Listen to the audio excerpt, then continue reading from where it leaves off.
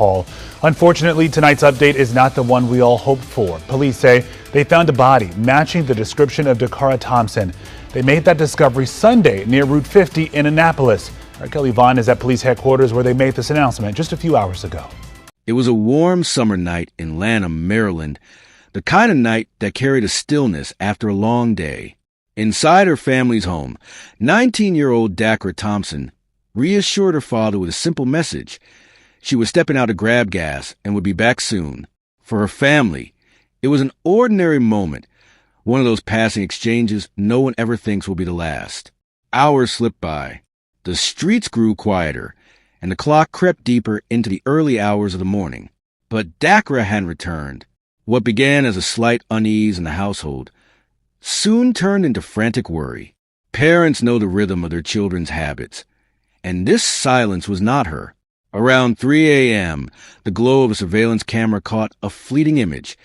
Dacara climbing into the passenger side of a black SUV. She appeared calm, unaware that this seemingly routine decision would mark the start of a nightmare no family should ever endure. The SUV pulled away into night, and with it, Dacara seemed to vanish. By the next morning, unanswered texts and calls piled up. Her loved ones dialed her phone over and over, each ring swallowed by an unforgiving void. Her father clung to her last words. "I'll be back soon," like a lifeline, not knowing that those words would haunt him forever. Police were called, and the community began to stir. Flyers were prepared, neighbors were questioned, and hope wrestled with dread. Each detail became a lifeline. The white Ford Edge she drove, the black SUV from the footage, the last ping from her phone. To those searching, every clue mattered because every second mattered. On August 23rd, investigators found her vehicle abandoned in Hyattsville. It sat alone, still and silent, as if mocking the desperate search for answers. The SUV carried no sign of Dacara.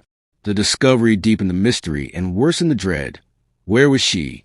Who had she been with? For her family, those first hours stretched into unbearable days. They replayed every memory, every smile, every word. They couldn't help but ask the questions that claw at any parent's mind when a child goes missing. Could we have stopped this? Did she sense danger? Why didn't she come home? In those early hours of disappearance, the story of Dacara Thompson shifted from the life of a promising young woman into a harrowing search for truth. It was the kind of moment where the line between normal and tragic blurs instantly. One decision, one encounter, one night that changes everything forever. Before we continue, if this story resonated with you and you want to ensure you never miss a deep dive into stories that matter, we ask for your support. Please consider hitting that subscribe button so you can come back and revisit this and other critical stories that need to be remembered. The more people know about this case, the more awareness we can create about the dangers of domestic violence and unchecked social media rage. If you believe this story can help others, please like and share this video with your friends and family. Your simple click could be the awareness someone needs. The true value of a story like this lies in the conversations it inspires. We invite you to share your thoughts and feelings in the comments section below. What did you take away from this case? Have you seen similar situations unfold? Your comments can become a valuable space for others to learn from your thoughts and experiences, turning a single tragedy into a powerful lesson for our community. Before her name appeared in headlines and case files, Dacara Thompson was simply a daughter, a sister, and a young woman stepping into adulthood with big dreams. To her family and friends, she wasn't defined by tragedy. She was defined by her kindness, her determination, and her infectious energy that filled every room she walked into. At just 19 years old, Dacara stood at the threshold of her future. She had graduated from Dr. Henry A. Wise Junior High School, a proud accomplishment for her and her family. She was navigating the exciting but sometimes daunting years of early adulthood, trying to carve out a path that was uniquely hers. Friends describe her as vibrant and fun-loving, someone who could make even the dullest moment shine with her presence.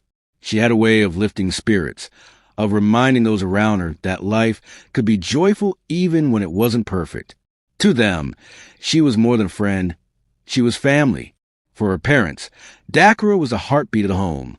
She carried a sense of responsibility and independence, while still remaining deeply connected to those who raised her.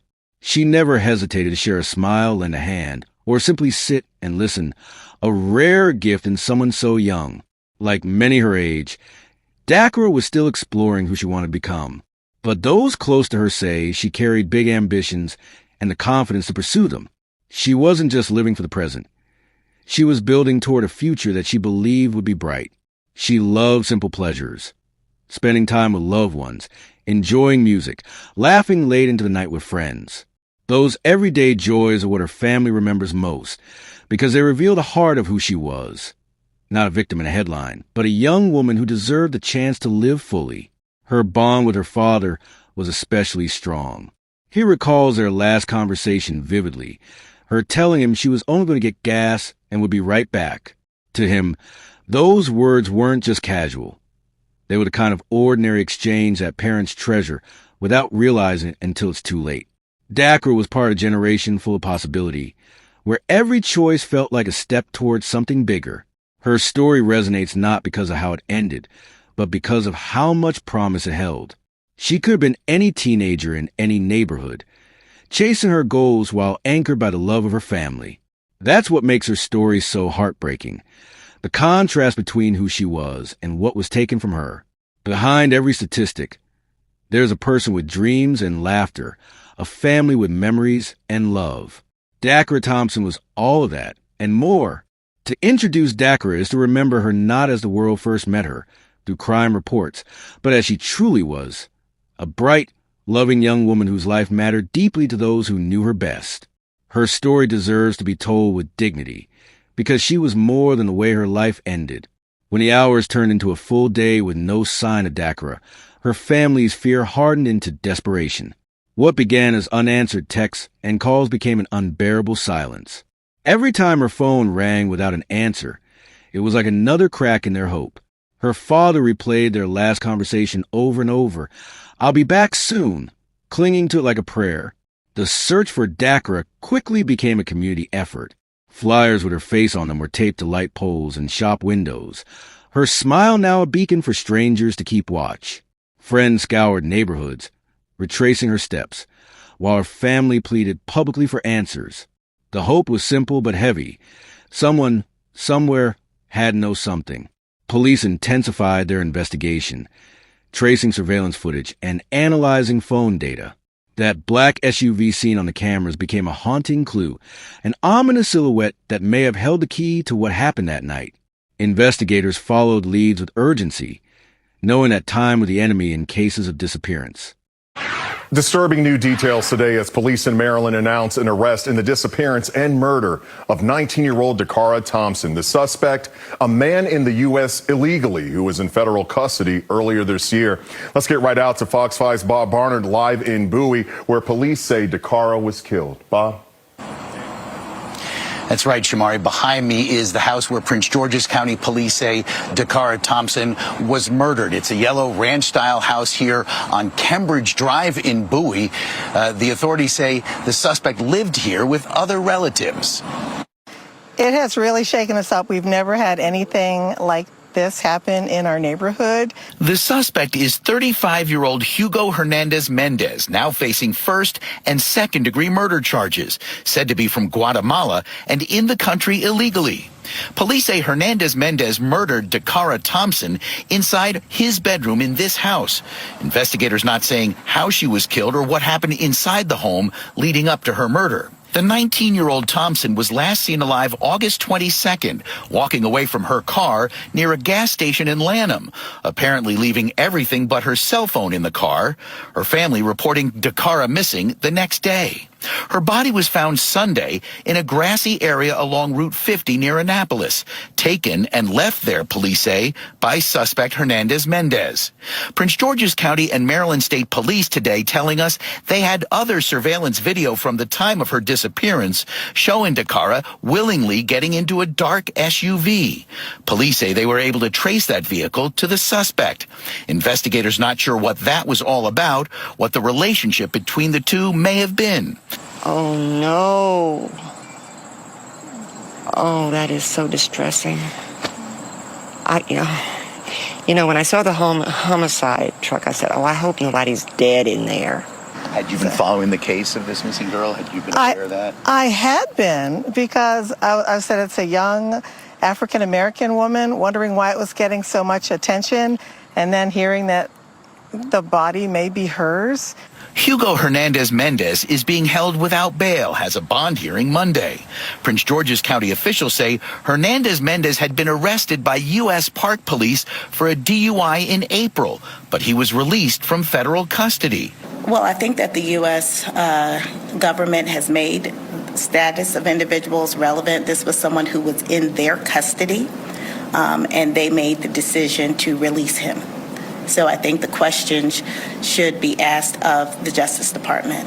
Now, we have reached out to the Department of Justice. We're waiting to hear back from them, and we have spoken to Dacara's family today, but they said they didn't want to speak publicly about today's developments. Meanwhile, the emotional weight on her family grew unbearable. Each knock at the door brought a mix of relief and dread. Relief that there might be news, dread of what that news could be. Families in situations like these live in a cruel limbo, caught between hope and fear, begging for closure but terrified of what closure might mean. On August 23rd, hope dimmed even further when authorities located Dacara's white Ford Edge abandoned in Hyattsville.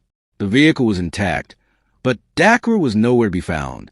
The sight of her car, empty and silent, left her family shaken. It was a chilling reminder that she was close, yet still out of reach. The discovery pushed the investigation into overdrive. The car raised more questions than it answered. Who had driven it there, why it was abandoned, and, most urgently, where was Dacara? For her family, the waiting became unbearable. Answers fell close, but the truth was still painfully hidden. Community members held vigils and prayer circles, refusing to let Dacara's name fade into another unsolved mystery. Candlelight flickered in the night as neighbors, friends, and strangers stood together, united in grief and hope. The collective cry was simple and urgent: bring her home. But beneath the prayers and search efforts lay an unspoken dread, a creeping sense that the story would not end the way anyone hoped. For her loved ones, each passing day was a battle against despair, as the search for Dacara stretched on and the shadows of uncertainty grew darker. On August 24th, 2024, just one day after her abandoned vehicle was found, the search for Dacara Thompson reached its heartbreaking end. Police were dispatched to a wooded area in Laurel, Maryland, following a tip that something suspicious had been seen along the tree line. It was the kind of call investigators dread, because it often means hope is about to collide with reality. There, hidden away in the quiet of the woods, they found her. Dacara's body was discovered, lifeless, abandoned, and robbed of the future she had once dreamed of. The peacefulness of the trees stood in cruel contrast to the violence that had taken her life. The forest was suddenly transformed into sacred ground, marked by tragedy. Word traveled quickly. For her family, the moment was shattering. In the span of seconds, the faint thread of hope they had been holding onto was cut. Their worst fears were confirmed, and the nightmare they prayed would end differently became their reality. A daughter was gone, a family broken, and a community plunged into mourning. Investigators treated the site with painstaking care, documenting every detail. Evidence markers littered the scene as detectives searched for clues that could explain who had brought Dacara here and why. For them, the discovery was not only a moment of sorrow, it was also the beginning of building a case for justice. As news of her death spread, the community that had gathered to search now gathered to grieve. Vigils turned from prayers for her safe return into candlelit memorials. Her smiling face on missing posters became a reminder of the bright life extinguished too soon. The shift was devastating. Hope had been replaced by heartbreak. Her family described the moment of confirmation as surreal.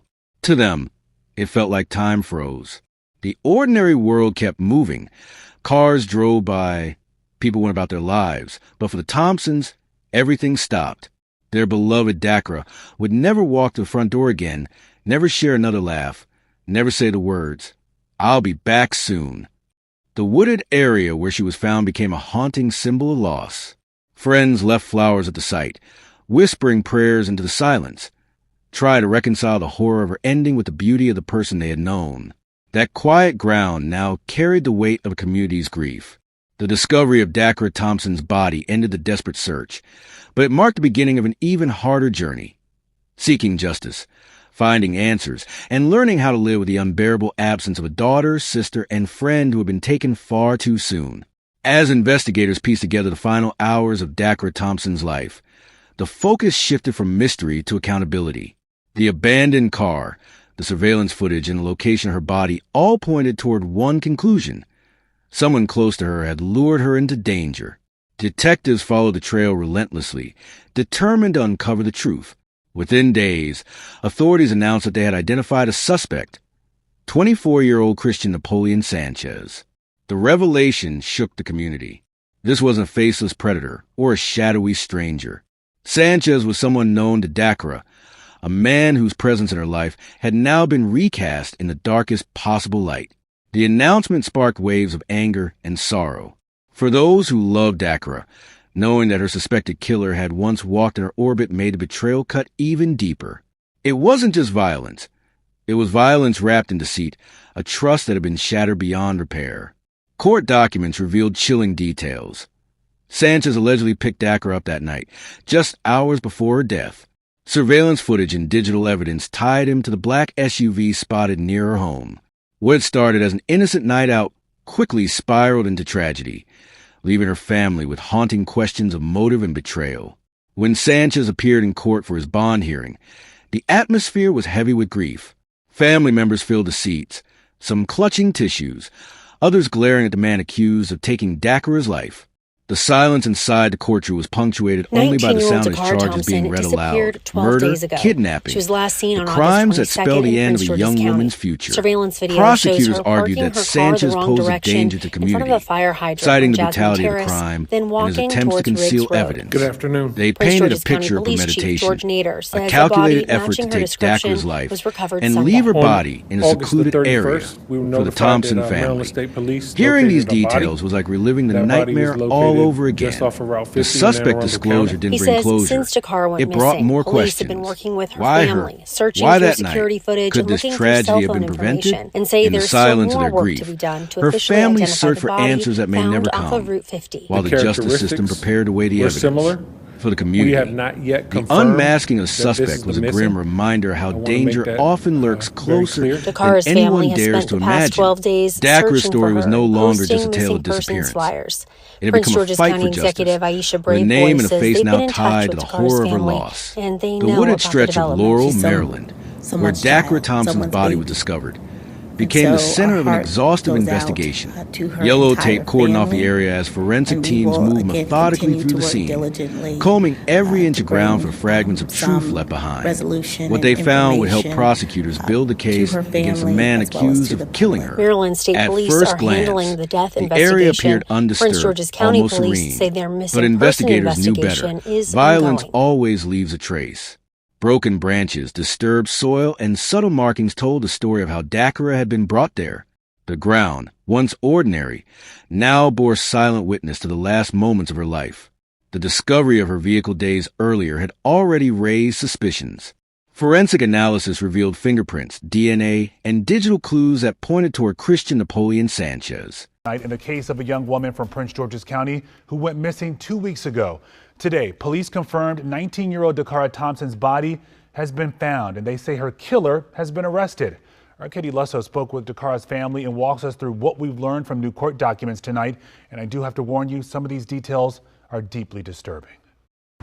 This is the last spot that Dacara was seen alive on surveillance footage tonight. There are candles down on the ground and notes on this pole. Her family telling me they are absolutely heartbroken, really just trying to process what happened, but also immensely grateful for the outpouring of support they saw these past 2 weeks. I should be back soon. I love you too. Good night. That's the text she sent her father just before midnight, the night of August 22nd. Less than 2 hours later, surveillance footage shows her parking her car on Jasmine Terrace, getting out and walking towards towards Riggs Road. Friday, new court documents revealing that she apparently continued walking toward University Boulevard and is then seen on surveillance cameras talking to the driver of a black GMC Yukon XL Denali, getting in on the passenger side and leaving. Police say cell phone records show she remained in that car until they arrived to Cambridge Road in Bowie. It's there where police believe she was killed by a man named Hugo Hernandez Mendez in the early morning hours of August 23rd. We believe the murder occurred in the home on Cambridge Drive in Hernandez's bedroom. Investigators believe he then took her body the same morning to Route 50 between Route 424 and Route 97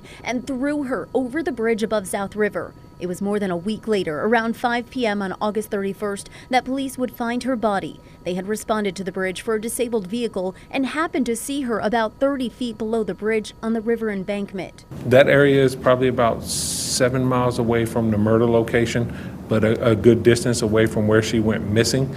So we are thankful that the Maryland State Police had the ability to locate that body based on that call for service. The news devastating for her family, her mother telling WUSA 9 Friday night that they are still trying to process everything. For nearly 2 weeks, they searched desperately, held vigils, and pleaded for her safe return. I just simply want my daughter back. Now her community will stand behind her family as we seek justice for her. Now, the family has created a GoFundMe page. Initially, it was for search efforts and to hire a private investigator. That money, though, will now be used for funeral costs. We've posted a link to it on our website, WUSA9.com. In Prince George's County, I'm Katie Lusso, WUSA 9. Investigators pieced together a timeline. Dacara had entered his SUV that night, and she never made it home again. Cell phone records became a crucial piece of the puzzle. Location data revealed the movements of both Dacara's phone and Sanchez's in the hours leading up to her disappearance. The pings led investigators from her home in Lanham to Hyattsville, where her car was abandoned, and finally to Laurel, where her body was found. Surveillance cameras also spoke volumes. Footage from nearby businesses captured Sanchez's vehicle traveling in the same direction as the crime scene. Each frame served as a breadcrumb, leading police closer to reconstructing the exact path of the crime. In the courtroom, these details painted a chilling picture of planning and intent. It wasn't just the physical evidence that told the story. It was how each piece, from the car to the phone records to the forest floor, aligned to point toward one man's responsibility. For Dacara's family, learning about the evidence was excruciating. Each revelation wasn't just a fact. It was a window into the terror their daughter must have felt in her final hours. The sterile language of forensics translated into an unbearable human truth.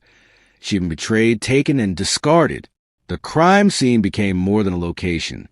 It became the cornerstone of justice, a place where silence gave way to answers, and where investigators found the threads that tied Dacara's tragic ending to man accused of taking her life. When the dust of the investigation settled, the pursuit of justice for Dacara Thompson entered the courtroom. On August 26, 2024, just 2 days after her body was found, prosecutors announced charges against 24-year-old Christian Napoleon Sanchez. The list was heavy and damning. First-degree murder, kidnapping, and related offenses. Each charge carried with it the weight of a life cut short. The courtroom was packed for his first appearance, filled with family, friends, and community members who came to see the man accused of extinguishing Dacara's bright future. Some stared in silence, others wiped away tears, while a few held photographs of Dacara, a reminder of who this trial was truly about. Sanchez sat expressionless, his hands cuffed, his eyes avoiding the stares that bore into him.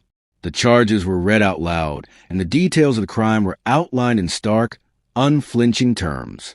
For Dacara's family, hearing the allegations spoken in such clinical language was like reopening a wound that had barely begun to scar. Prosecutors argued that the evidence against Sanchez was overwhelming. Surveillance footage, cell phone records, forensic traces, and the chilling fact that he was the last person seen with Dacara alive. They painted the crime not as a moment of passion, but as a deliberate act of violence, calculated and cruel. The defense, however, pushed back, as the legal system requires. They raised questions about the timeline, the evidence, and Sanchez's intent. It was a reminder that in the eyes of the law, even in cases drenched in grief, every accused person is granted a presumption of innocence until proven guilty. The bond hearing became a turning point. Prosecutors urged the judge to deny bail, citing the severity of the crime and the risks Sanchez posed to the community. The defense asked for leniency, but the courtroom mood was clear. The gravity of the charges left little room for compromise. The judge ruled that Sanchez would remain in custody as he awaited trial. For the Thompson family, the decision was bittersweet.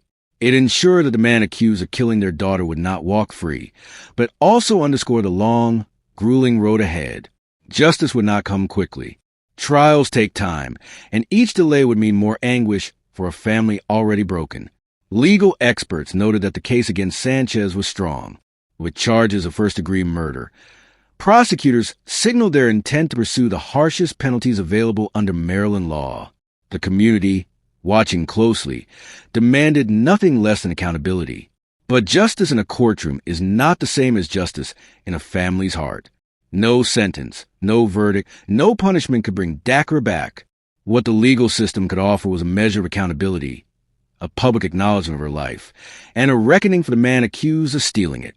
As the legal process moved forward, the Thompson family prepared themselves for the painful reality that the fight for justice would mean reliving the horror again and again in depositions, hearings, and ultimately in a trial where Dacara's life would be reduced to evidence.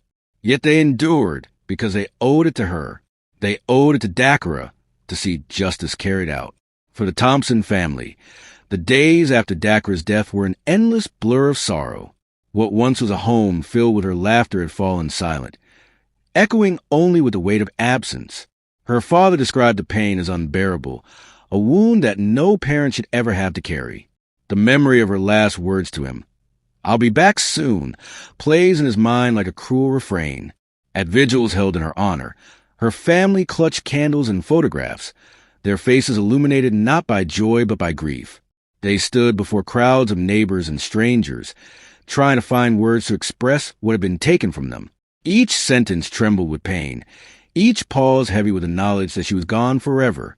Her mother's voice cracked as she addressed the community, pleading with them to remember Dacara not as a victim, but as the vibrant young woman she was. She spoke of her daughter's dreams, her kindness, and the love she shared so freely. In that moment, her plea was not just for remembrance, but for understanding that her child's life was more than the tragedy that ended it. Her siblings struggled too, caught between disbelief and heartbreak. They had lost not just a sister, but a confidant, a friend, a source of laughter in their lives. To them, the house feels emptier, every family gathering incomplete. Her absence lingers like a shadow, a reminder that nothing will ever be the same again. But grief for the Thompsons has also carried a purpose. They have used their pain to raise awareness, standing before cameras and reporters to demand justice. Their message is clear. Dacara's death must not be in vain. No other family should have to endure what they are enduring now. In their public pleas, they have urged the community to support victims of violence, to speak out when danger is suspected, and to push for stronger protections for young women like Dacara. Through tears, they have turned their heartbreak into a call for action, determined to ensure her story sparks change. Every vigil, every press conference, every whispered prayer is both an act of mourning and an act of defiance. The Thompsons refuse to let Dacara be forgotten. They refuse to let her name be buried beneath legal documents and crime reports. To them, she is still alive in spirit, still guiding them toward justice. And in that way, their grief has become both a burden and a beacon. While they mourn the daughter, sister, and friend they have lost, they also fight to make her memory a shield for others. Their plea is not just for justice.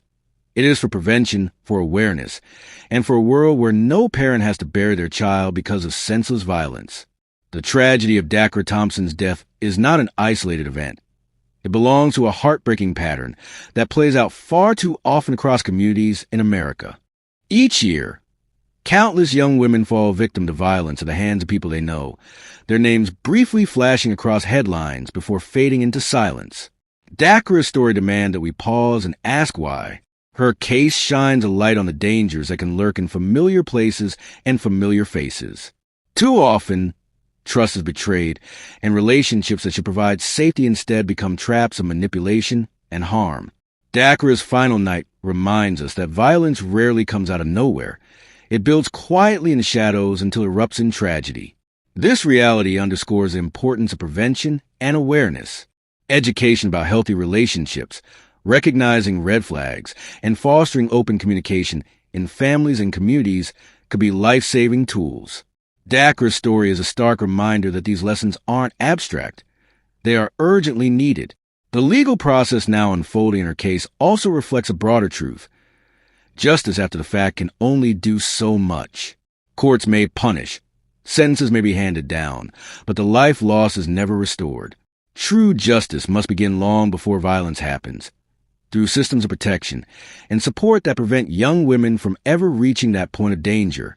Communities, too, bear responsibility. When neighbors, schools, churches, and peers unite, they create a safety net that can catch warning signs early. In Dacara's case, the community rallied in the aftermath, but the challenge is to channel that unity into proactive efforts that safeguard others before tragedy strikes. Her story is also a call to lawmakers and leaders. Stronger policies around domestic violence, better funding for shelters, and more accessible mental health resources are not luxuries. They are necessities. Every delay in reform, every gap in the system, leaves more lives at risk. For her peers, Dacara's life and death hold a powerful lesson. That every choice matters, every relationship deserves scrutiny, and every voice raised in concern could save someone's life. To remember her is to carry those lessons forward, not only in mourning, but in action. And in the end, reflection on Dacara's story leaves us with a sobering truth. We cannot bring her back, but we can honor her by making sure fewer families ever feel the same heartbreak. Her memory can be more than tragedy. It can be a turning point. In the quiet aftermath of tragedy, what remains are the memories that loved ones hold close? For Dacara Thompson, those memories paint the portrait of a young woman whose life radiated light, warmth, and possibility. She was not defined by the violence that ended her story, but by the joy, laughter, and love she gave in her short years. Her friends remember her as the one who could brighten even the darkest of days, someone who made others feel seen and valued. To them, she was more than a classmate or companion. She was a source of comfort, a reminder of kindness in a world that can so often be harsh. Those memories are now treasured gifts, offering solace in the midst of pain. For her family, Dacara will forever be the daughter who made them proud, the sister who stood by them, the young woman whose future promised so much. Though her journey was cut short, they carry her forward in every breath, every prayer, and every step they take toward justice and healing. Her name has become their anthem, a symbol of strength, resilience, and unbreakable love. In the community, her story has become more than a tragedy. It has become a spark for awareness, a reminder of the urgent need to protect young women and to address the violence that too often hides in plain sight. Vigils held in her honor glow not only with grief but also with determination, a commitment to ensure her legacy fuels change. The closing tribute to Dacara is not found in silence but in action. Each time her name is spoken, each time her story is shared, each time someone chooses to intervene in the face of danger, her spirit lives on. She may no longer walk among us, but her presence endures in the choices we make and the lives we touch. Her story challenges us to remember her not as a victim, but as a beacon. In remembering Dacara, we commit ourselves to making the world safer, kinder, and more compassionate. That is a legacy her family and community hope to build, a world where her light continues to shine through the lives it inspires. And so, as we close this chapter, we honor Dacara Thompson, not for the way her life ended, but for the way she lived it, with love, with laughter, and with the promise of a brighter tomorrow. May her memory be eternal, and may her story move us all to stand against violence and to stand for hope.